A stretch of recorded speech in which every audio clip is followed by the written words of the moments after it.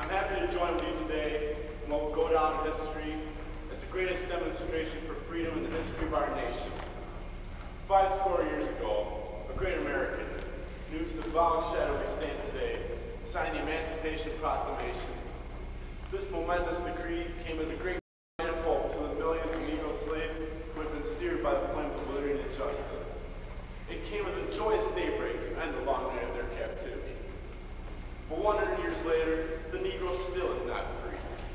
100 years later, the Negro still lives on the lonely island of poverty amidst vast material prosperity. 100 years later, the Negro finds himself languishing in the corners of American society and finds himself in exile in his own land. So we've come here today to dramatize a shameful condition. In a sense, we've come to our nation's capital to cash a check. When the architects of our republic magnificent words of the Constitution and the Declaration of Independence, they were in a sense signing a promissory note to which every American was to fall heir. This note would promise that every man, yes, black men as well as white men, would be guaranteed the unalienable rights of life, liberty, and the pursuit of happiness. But there is something I must say to my people who stand on the warm threshold which leads to the palace of justice. In the process of gaining our rightful place, we must not be guilty of wrongful deeds. We must not allow our creative protests to generate into physical violence. Again and again, we rise to the majestic height of being physical force with soul force. And the marvelous good militancy which has engulfed the Negro community must not lead us to the distrust of all white people. For many of our white brothers, as evidenced by the presence here today, have come to realize that their destiny is tied up with our destiny. Realize that their freedom is inextricably bound to our freedom. We cannot walk alone. When we talk, we must forever pledge we will always march ahead. We cannot turn back. I'm not mindful that some of you have come from great trials and tribulations. Some of you have come fresh from yourselves. Some of you have come from areas where your quest for freedom has left you battered by the storms of persecution and staggered by the winds of police brutality. You are veterans of creative suffering. Continue to work in the faith that unearned suffering is redemptive. Go back to Mississippi. Go back to Alabama. Go back to South Carolina. Go back to Georgia. Go back to Louisiana. Go back to the slums and ghettos of the northern cities, knowing that somehow the situation can and will be changed. Let us not wallow in the valley of despair. There's something I must say today, my friends. Even though we difficulties of today and tomorrow, I still have a dream.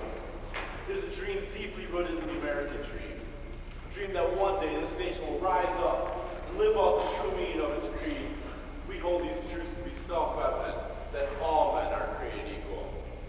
I would dream that one day on the red hills of Georgia, former slaves and sons of former slave owners will be able to sit together at the table of brotherhood.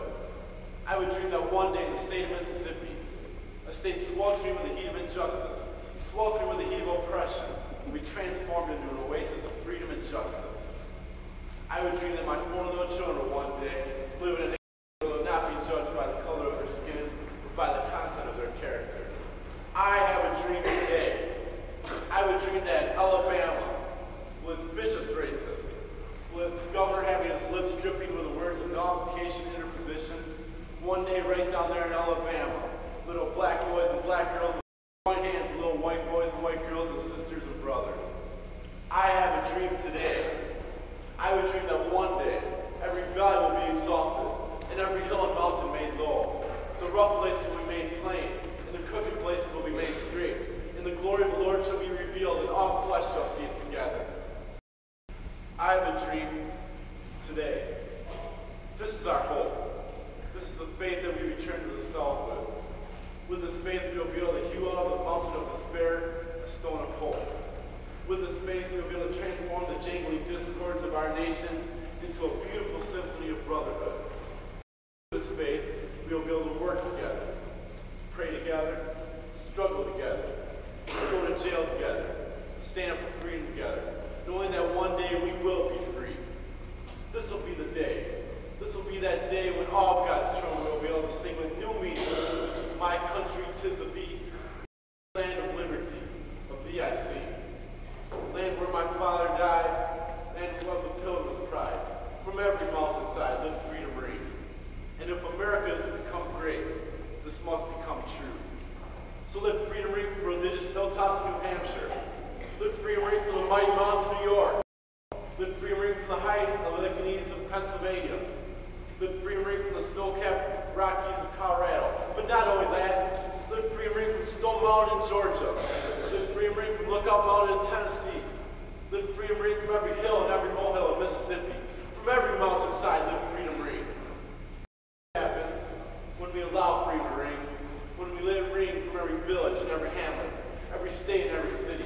We'll speed up that day when all God's children, black men, white men, Jews and Gentiles, Protestants and Catholics, will all be able to come together and join hands and sing in the words of